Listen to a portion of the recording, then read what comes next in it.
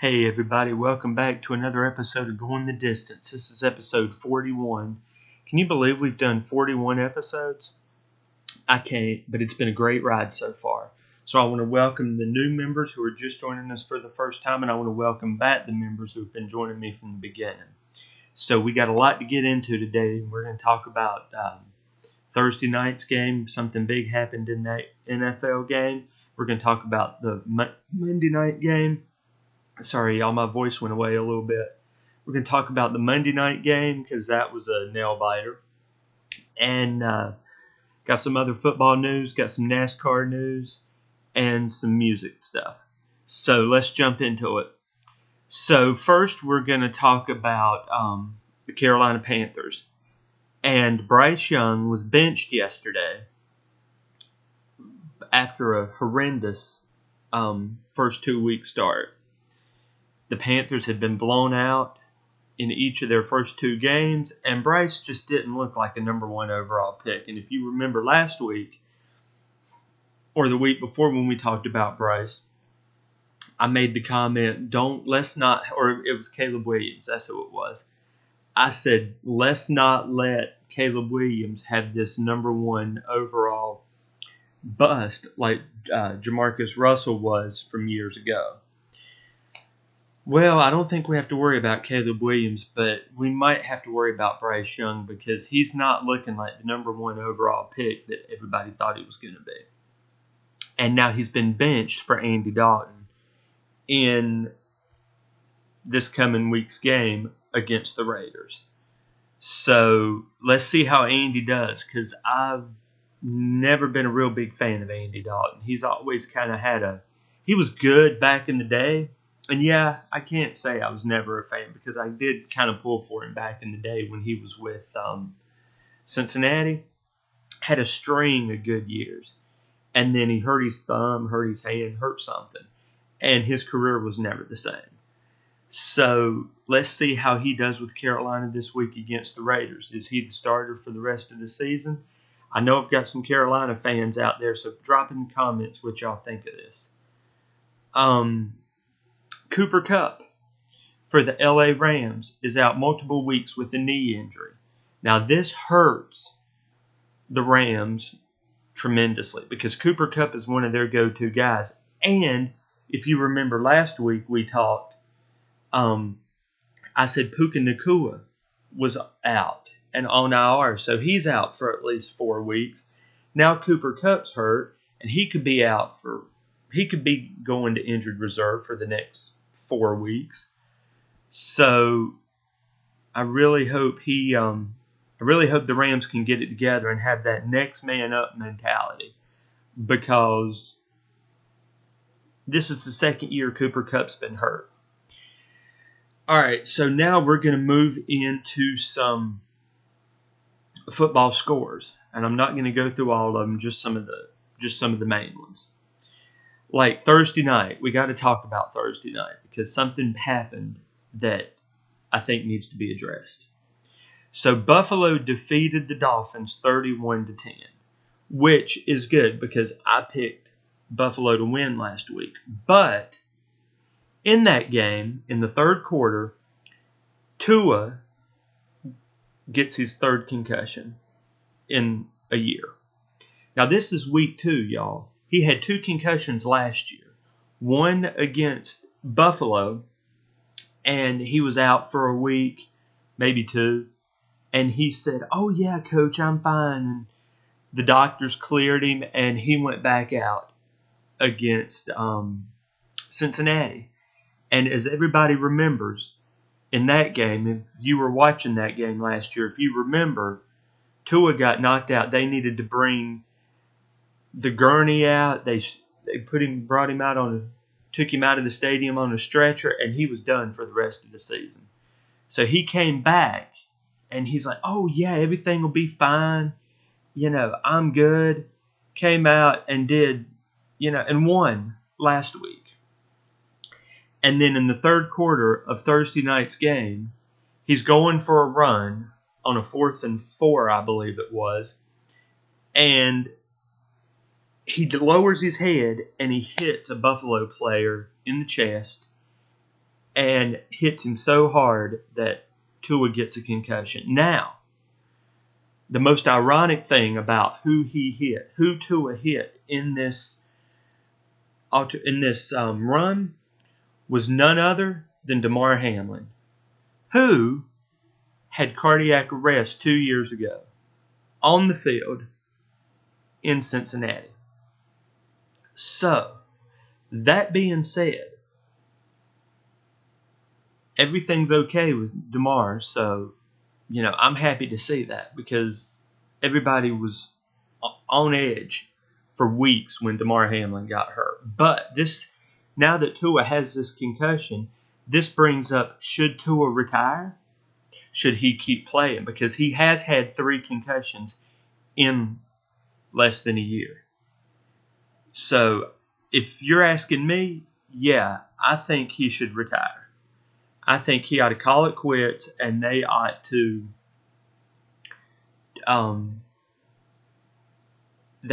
with another quarterback. And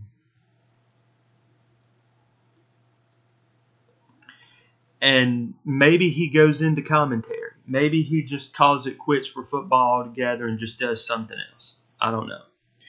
But I feel like he ought to be done. Not just for the season, but he ought to call it a career. What do y'all think? Did y'all see the hit? I mean, what are y'all's thoughts on the hit? Drop it in the comments. Drop what you think about Tua in the comments. Okay, now we're going to move into the Seahawks-Patriots game, which looked like a really good game. But the Seahawks defeated the Patriots 23-20 in overtime. Now, you could look at this and say, 23-20? Peter, this is supposed to be a rebuilding year for the Patriots. Y'all, us as the Patriots have been rebuilding since Tom Brady retired. And we went through all that Cam Newton debacle, and then we had Mac Jones, so we've been rebuilding for years. So now that we have Jacoby Brissett and Drake May and Gerard Mayo as head coach, we're doing good. Moving on, the Chargers defeated the Panthers 26-3. The Raiders defeated the Ravens 26-23, which brings up an interesting point. The Chargers are 2-0 for the first time since 2012.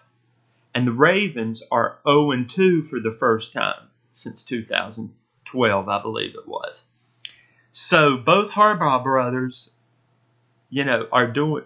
One Harbaugh brother is doing really good. His first year with the Chargers, and the other Harbaugh brother is starting out slow.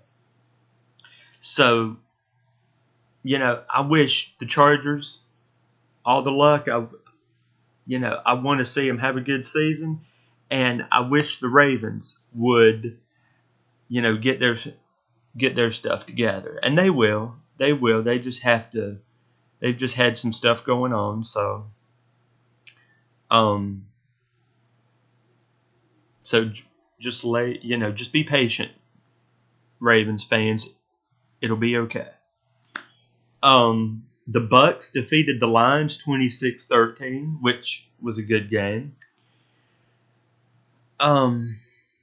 This one is kind of hard for me to say, but we all have our opinion on it. Chiefs defeated the Bengals 26-25. Now, there was a controversial play at the end of that game, which put the Chiefs in field goal range for Harrison Butker to kick the extra point, or to kick the field goal. Of course they did. I mean, the Chiefs have this string of luck. Luck. Yeah, it is luck. Because the Bengals had that game won. And for some pass interference call on Jamar Chase, which wasn't pass interference, it pushes the Chiefs 15 yards into field goal range to kick the field goal and win the game, because they couldn't let the Bengals beat the Chiefs again and Joe Burrow beat Patrick Mahomes again. They have to even this score up somehow. So now the Chiefs are one step closer to tying this up. So, we all have our opinion on it. Moving on, the Jets defeated the Titans 24-17. So it looks like the Jets are starting to get back on track. The Saints not just defeated, but embarrassed the Cowboys 44-19. So, the Cowboys had one bad week. But I think the Cowboys will bounce back, and they will, their season will be okay. It's going to be interesting because with the picks this next week, I've got the Cowboys and Baltimore both are playing each other, so that ought to be an interesting game. But I'll get to that in a few minutes. And here's the game of the week, y'all. And this was the biggest surprise for everybody.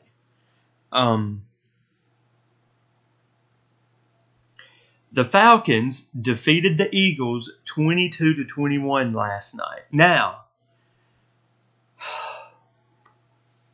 I watched this whole game, and the Falcons didn't play great all game.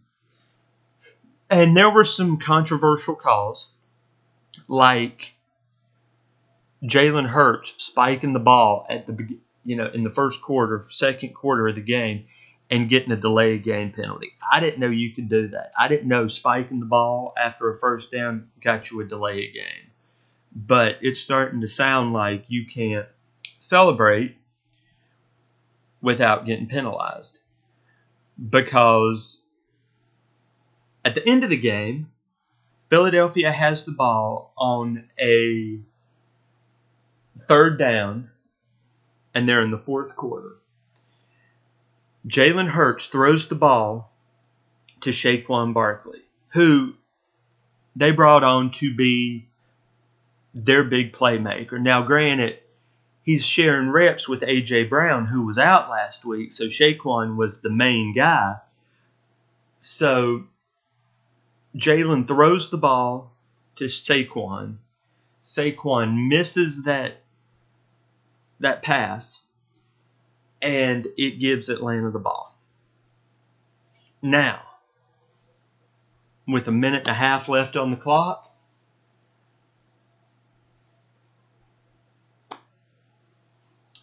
Atlanta runs down the field in, I believe it was 6 plays. And Kirk Cousins throws the game-winning touchdown to Drake London with 34 seconds remaining. Now, I say this about it being a celebration. You can't really celebrate anymore because Jalen was flagged earlier in the game, and Drake May was flagged for a celebration after the play. So the extra point, instead of it being 20 yards, it was 30 yards. The Atlanta kicker kicks the ball 22-21, which now gives the ball back to Atlanta, or back to Philadelphia. Philadelphia's driving again, and they're going for this, these extra. Jalen's trying to be the savior, and he can't do it. He throws an interception and gives Atlanta the ball back, and Atlanta scores and wins the game. I mean, they don't score. They just kneel down a few times and win the game. So congratulations to Atlanta last night, because that was a game that everybody had. That's a game everybody had Philadelphia winning. Even I had Philadelphia winning. And I'm like, okay, this game's over. And I turn around.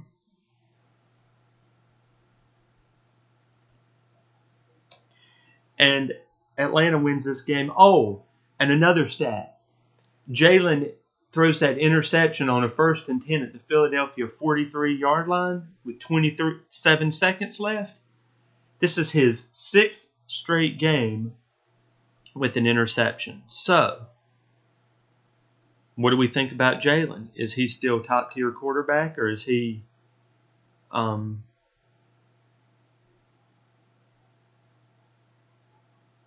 what do we think?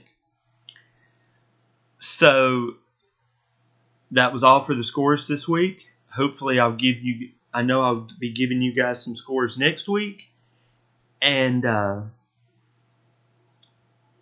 let's hope it's a good week this week and next week as it was this week. Maybe not such a nail-biter, but we'll see.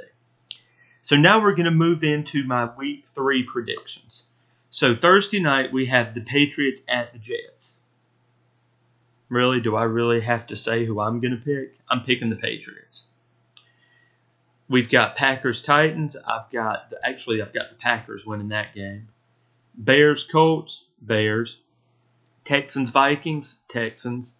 Eagles-Saints. I actually have the Saints winning this game because Derek Carr's on a roll this year. Chargers-Steelers, I have the Chargers. Panthers-Raiders, Raiders. Dolphins-Seahawks, I actually have the Seahawks winning that game. Ravens at the Cowboys, I have the Cowboys actually winning that game. Niners-Rams, I've got the Niners. Chiefs-Falcons, unfortunately I have the Chiefs, but I would love for the Falcons to win that game. Giants-Browns, I have the Browns. Yeah, I have the Browns. Broncos-Bucks, I have the Bucks. Lions-Cardinals, I have the Lions. And Monday night, we have a doubleheader. At 7:30 on ESPN, we have the Jaguars at the Bills. I have the Bills winning that game. And at 8:15 on ABC are the Bengals at the Commanders or the Redskins at the Bengals. I have the Bengals winning that game because Joe Burrow and the Bengals need to bounce back from last week's takeaway by the Chiefs. So, now we're going to move into college football. And we had Georgia defeat Kentucky 13-12, too close. Michigan defeats Arkansas State 28-18. No, Michigan defeats Arkansas State. I think I said that right. Michigan State defeats Fairview 40-0. Texas defeats UTSA 56-7. Alabama defeats Wisconsin 42-10. Appalachian State defeats East Carolina 21-19. Now, with these scores the way they were, because Georgia won in such a close game against Kentucky and Texas won so big, Texas takes over the number one ranking in the top 25, and I think Georgia's number 2. So Georgia needs to win big and get back to number 1 again because, I'm a Georgia fan, and I'm ready to see Georgia win another national championship game. So I'll be back next week with some college football scores and hopefully some big scores. So now we're going to move into NASCAR, and we raced at Watkins Glen this week, and we had Chris Buescher win the race. We had Van Ginsberg, I think is his name, come in second. Chastain third, Zane Smith fourth. We had Kyle Larson in 12th, and Chase Elliott finished 19th. Now this was a weird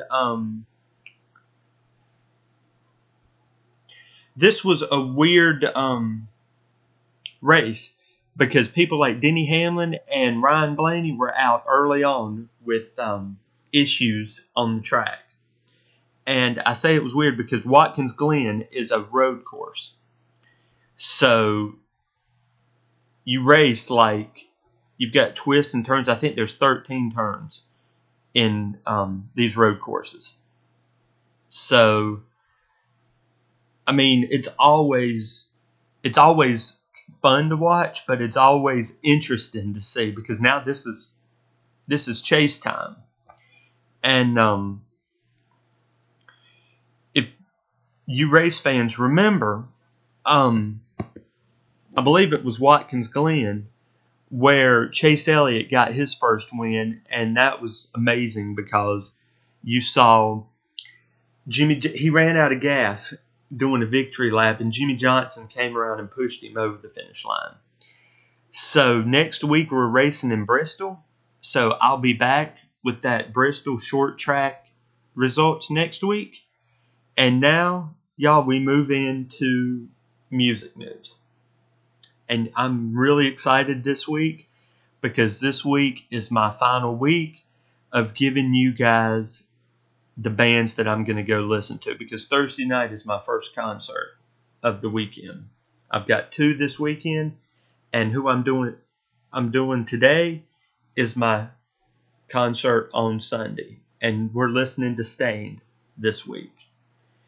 Their style of music is alternative metal, post-grunge, new metal, and hard rock. They formed in Springfield, Massachusetts in 1995. Now, how did I find out about them? I found out about them in 2001 with their It's Been a While song, and that's off their Breaking the Cycle record.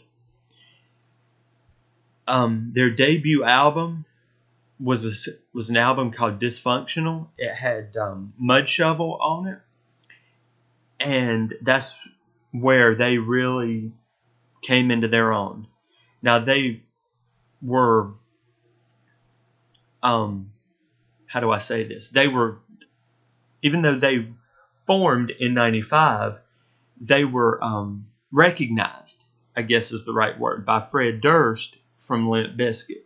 He's the one that their demo tape was given to him. He listened to it and he loved their sound, and he caught a live show of Stained and liked what he saw. So he signed them to his record label, and then they went to, I think it was Flip Records.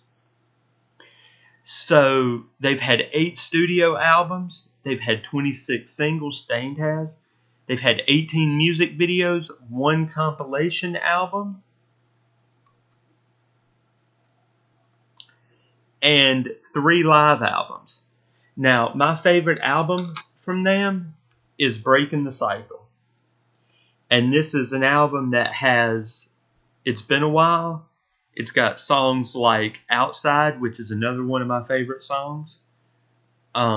Fade, For You, all great songs. They're actually, if you've been following the channel, if you've been following the show the past several weeks, they're touring with Breaking Benjamin, Daughtry, and Lakeview. And I'm lucky enough to go see this concert on Sunday. I can't wait. So what songs are we listening to this week? I want you to listen to It's Been a While, For You, Outside, and So Far Away. And So Far Away is off their 14 Shades of Grey, which is another great album. In fact, 14 Shades of Grey was really one of the first albums I had heard all the way through from. And they just really have that hard rock sound. You can really hear the emotion in Aaron Lewis's voice. And Aaron has a solo project. He does country music too. But he's also good with Stained and solo. So if you want to check out Aaron Lewis by himself, do that. Check out Stained. And I know that I'll be back doing videos about my concerts after the concerts. So make sure to check out that. So for motivation this week, I just want to say be yourself. Just be you. Because there's only one you. And the people who are in your life now are in your life for a reason. And don't try to be somebody you're not. Don't try to be some big shot. Don't try to be, the big man on campus, because people who are in your life love you and like you for you. So just be yourself. And as I always say, find the good in every day and smile, because it's contagious, y'all. All right, y'all, that's about all I have for this week. I hope you guys have a good rest of the week. Have a good weekend. And I want to thank you guys for going the distance with me. And I'll be back next week with some more sports news, music news, and predictions in the NFL. And don't forget to check out my specials on my concerts. So have a good weekend, y'all. God bless.